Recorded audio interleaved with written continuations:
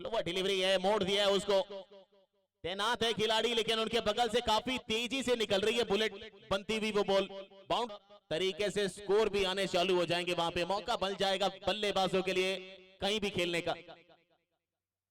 Leg stump के आसपास पड़ने के बाद कांटा बदलती हुई निकल रही थी, मात्र दिशा थी, गैप में ढकेला, खिलाड़ी पीछे पीछे पीछे चलते जा रहे थे, लेकिन बाद में चली गई सीमा रेखा की गोद में चौके के लिए।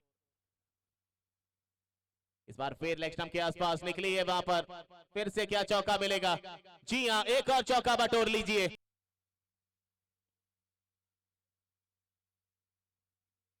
एक और चौका यहां पर, इस बार विशाल के बल्ले से काफी देर से। इस बार फिर आगे की बॉल, फिर से लॉन्ग ऑफ के करीब से मिड ऑफ पर रखा था, आगे बुलाया गेंदबाजी में। सामने विशाल कुमार, बड़ा स्ट्रोक, ऊंचा खेला है, दूरी है, थोड़ा सा फ्लैट टाइप का है, लेकिन वन बाउंस के साथ निकलेगा सीमा रेखा। तो थोड़ी मुश्किलात होती है, लेकिन अगर बॉडी पर कटर मारोगे तो इतने हल्के।